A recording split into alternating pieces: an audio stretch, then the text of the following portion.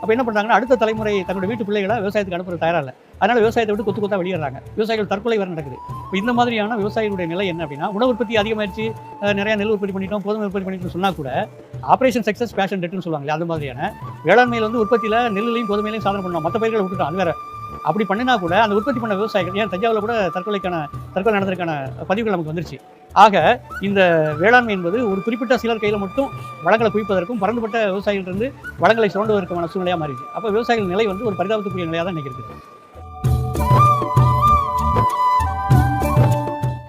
பொதுவாக விவசாயத்தில் வந்து லாபம் அப்படிங்கிறது ரொம்ப ஒரு கடினமான சொல்.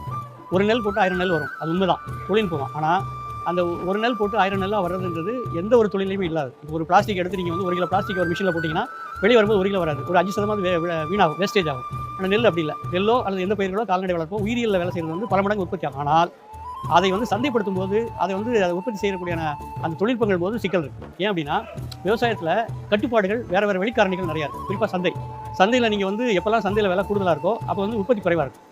எப்பெல்லாம் வந்து உற்பத்தி குறைவாக இருந்து சந்தையில் விலை கூட இருக்கோ அப்போ வந்து விவசாயியால் நல்ல விலை விற்க முடியாது. அப்போ உற்பத்தி அதிகமான விலை குறையுது, விலை அதிகமாக இருந்தால் உற்பத்தி குறையுது. அப்போ ரெண்டுமே வந்து விவசாயிக்கு சாதகமாக சந்தையை பயன்படுத்துறதே இல்லை. அது ஒன்று. இன்னொன்று, அரசனுடைய கொள்கைகள்.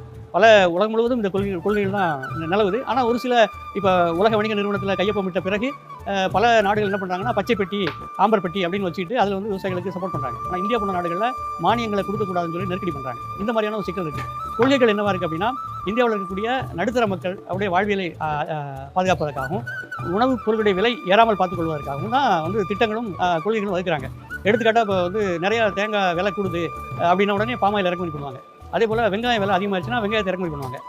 அதே நேரத்தில் வெங்காய விலை குறைந்த பொழுதோ அல்லது தக்காளியுடைய விலை வீழ்ச்சி அடைந்த பொழுதோ உழவர்களை பற்றி நம்ம அரசு கவலைப்படுறதில்லை.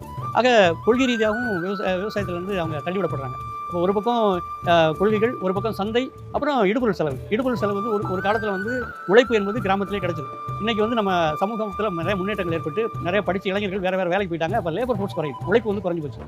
அப்போ நகரமயமாதலில் இருக்கக்கூடிய வேலை வாய்ப்புகள் அதிகமாகுது. நகரத்தில் இருக்கக்கூடிய வேலை வாய்ப்புகளை கிராமப்புற இளைஞர்கள் பயன்படுத்துகிறாங்க. அப்போ அவங்க என்ன நினைக்கிறாங்கன்னா, கடினமாக உழைச்சி ஒரு பண்ணை அடிமை முறையில் போயிட்டு அங்கே இருக்கக்கூடிய விவசாயிகள் வந்து நம்மளை ஏளனமாக பேசாமல் நம்ம ஒரு மரியாதையான ஒரு கண்ணியமான வேலை கிடைக்குது நகரத்தில் அப்படின்ட்டு நகரத்துக்கு போகிறாங்க. அப்போ உழைப்பாளர்கள் குறைகிறாங்க. இப்போ உழைப்பாளர்கள் குறைகிறாங்க, இந்த பக்கம் வந்து கொள்கைகள் எதிராக இருக்குது, இடுபொருள் செலவு அதிகமாக இருக்குது, சந்தை சாதகமாக இல்லை. இவ்வளவு சிக்கல்களோட விவசாயம் மாறி போனதுனால விவசாயத்தில் லாபம் என்பது மிகப்பெரிய கேள்விக்குறியாது. ஒரு ஏக்கரில் 10 லட்சம் எடுக்கிறது, 5 லட்சம் எடுக்கிறதுலாம் கதை, அது சாத்தியமே இல்லை. என்ன செய்யலாம் அப்படின்னா, விவசாயத்தில் இடுபொருள் செலவு குறைப்பதற்கான ஒரு தொழில்நுட்பமாக இயற்கை வேளாண்மை வந்திருக்கு. இப்போ இயற்கை வழி வேளாண்மை செய்யும்போது நீங்கள் உங்கள் தோட்டத்திலே பண்ணையிலே கிடைக்கக்கூடிய பொருட்களை வைத்துக்கொண்டு எளிமையான முறையில் வேளாண்மை செய்தால் நீங்கள் ஓரளவுக்கு இடுபொருள் செலவு குறைத்து நீங்கள் வந்து வெற்றி பெறலாம்.